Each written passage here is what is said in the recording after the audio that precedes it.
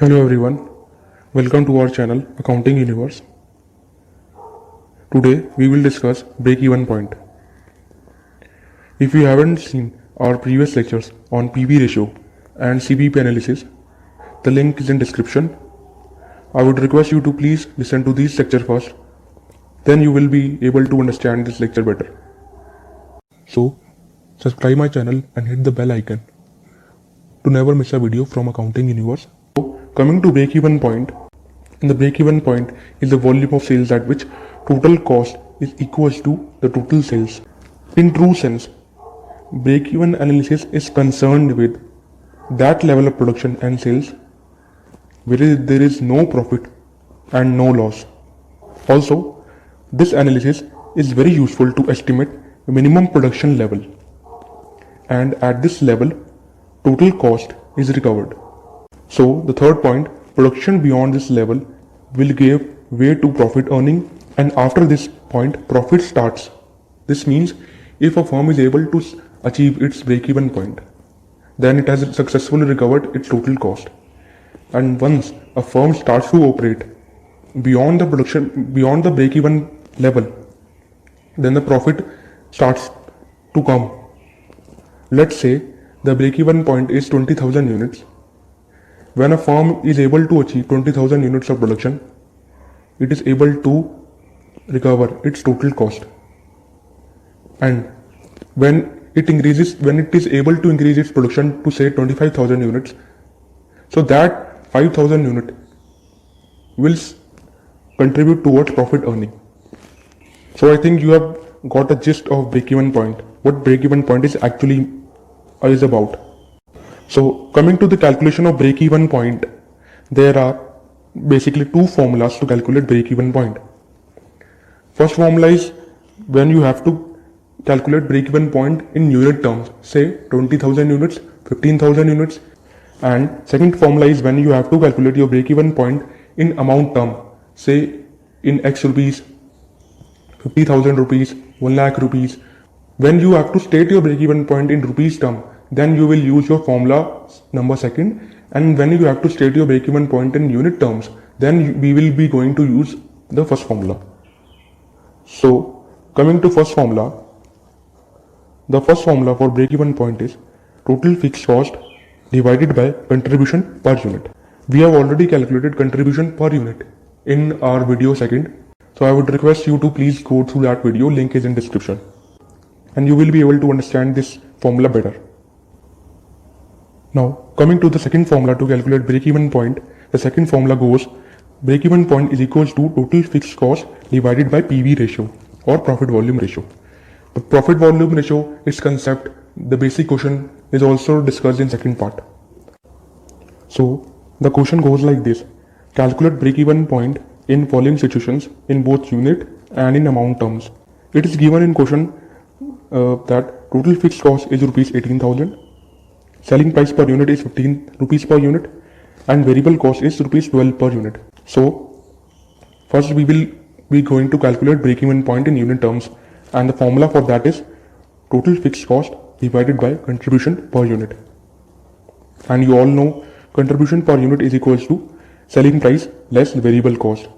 This is a basic formula of contribution, and our contribution per unit comes out to 3 rupees per unit.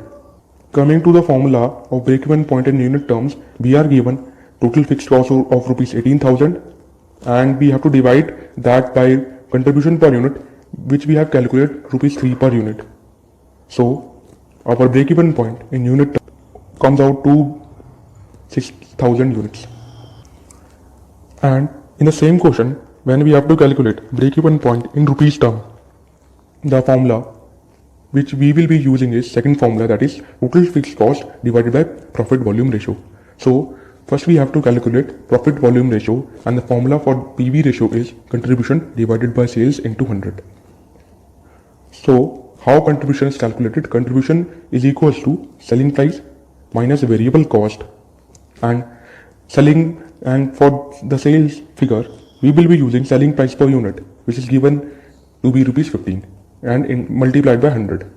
So by putting the figure in this formula, 15 rupees minus 12 rupees divided by 15 into 100, which comes out to rupees 3 rupees divided by 15 into 100, and ultimately our PV ratio comes out to be 20%. By putting this figure in the formula, break-even point in rupees figure 1000 rupees, which is our fixed cost, divided by profit volume ratio, which is 20%, and finally our break-even point in rupees term comes out to rupees 19,000 rupees. So you have seen break-even point in unit terms is 6,000 unit, while in rupees term it is 90,000 unit.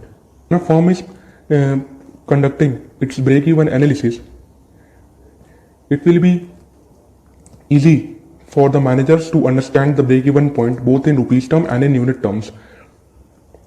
Minimum production level at which the firm will be incurring no loss, no profit is 6,000 unit, and in sales term the minimum level is 90,000 rupees. That is, the firm must be able to sell goods worth 90,000 in order to recover its fixed cost. So next important concept is cash break-even point. We have already studied what is a break-even point. Now most important concept is cash break-even point. So what is this cash break-even point?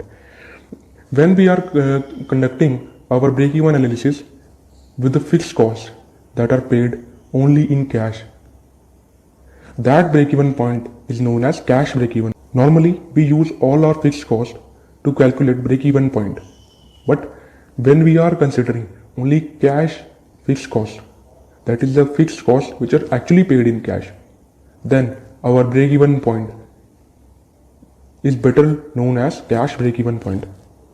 Those fixed costs which are not paid in cash are not included in fixed cost for the purpose of calculating cash break-even point.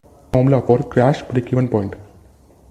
Cash break-even point is equals to cash fixed cost upon contribution per unit. The formula is same as a break-even point. The only difference is we have to consider those fixed costs that are paid in cash. That means fixed costs such as depreciation and amortization expenses are excluded from fixed cost to calculate cash break-even point. And other fixed costs which are not paid in cash are excluded from this fixed cost to calculate cash BEP. Very important concept. Profit at different sales volume. I have already told in the previous lecture that the PV ratio is used to calculate profit at different sales volume. That is, in profit planning, when a manager is conducting break-even analysis, it also sees the profit which the firm will be earning at different sales volume. There is a whole lot of planning goes on before actual production starts or during the course of year, keeping in mind the future economic conditions.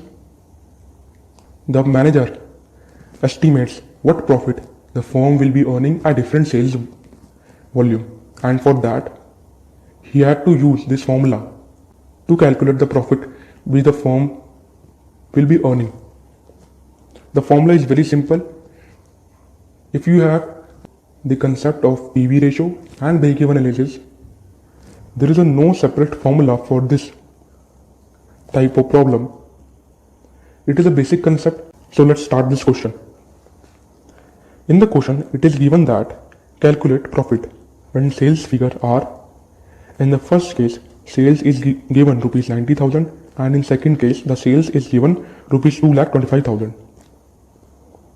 We are also given fixed cost of rupees 15,000 rupees, selling price is rupees 15 per unit, and variable cost is rupees 12 per unit.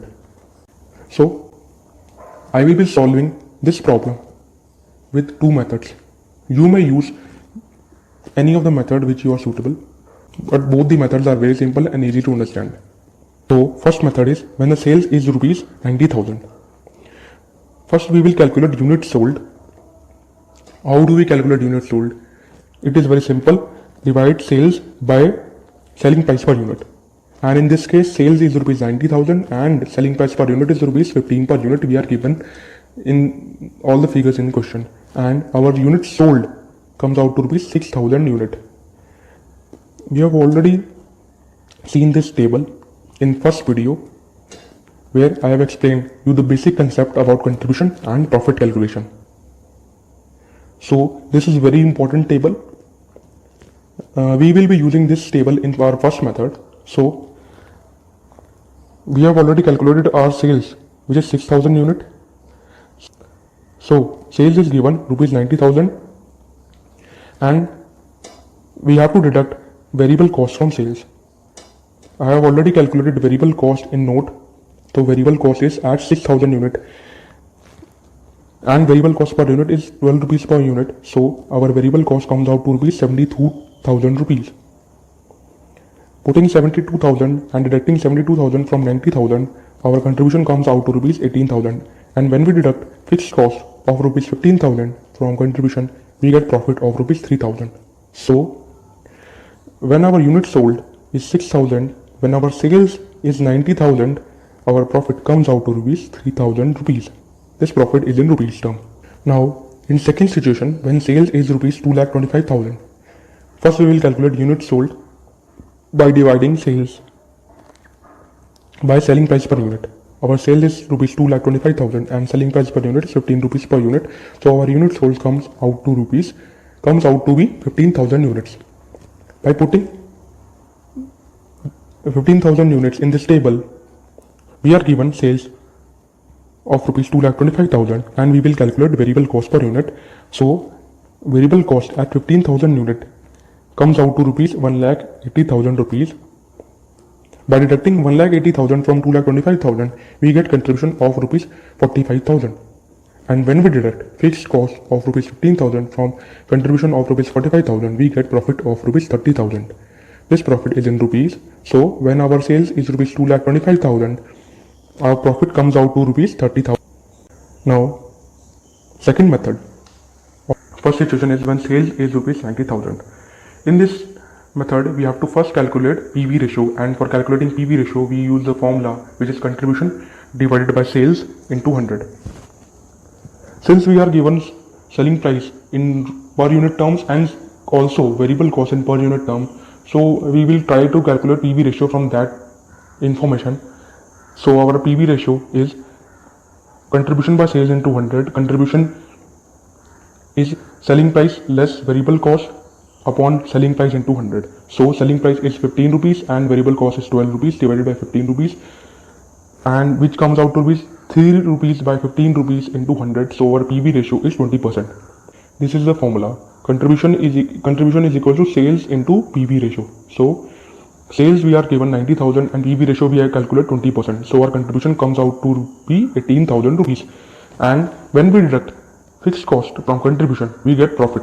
So when we deduct 15,000 rupees from 18,000 rupees, we get 3,000 of profit. This is basic concept. Sales less variable cost comes out to be contribution. And when we deduct fixed cost from contribution, we get profit. So in this case, our profit comes out to be 3,000 rupees. So in second situation, when sales is rupees 2,25,000, first we will calculate PV ratio. So our PV ratio will be 20%. All the figures are same. Contribution divided by sales into 100. Contribution is selling price less variable cost, which is 3 rupees, and selling price is rupees 15. So 3 divided by 15 into 100, which is 20%. Contribution comes out to be sales into PV ratio. Sales is rupees 2,25,000 and PV ratio 20%. So contribution is rupees 45,000. And when we deduct this fixed cost from contribution, we get profit. So profit is equal to contribution minus fixed cost. 45,000 minus 15,000 rupees, and our profit comes out to rupees 30,000 rupees. So when our sales is rupees 2,25,000, our profit comes out to be 30,000 rupees. This is a very important concept. You can use any of the method in which you are comfortable. I have explained you both the methods. Thank you for watching this video. Please subscribe if you are new to our channel and also hit the bell icon. Also do give a like to this video. You can comment about the future topic which you would like to learn. Thank you for watching this video.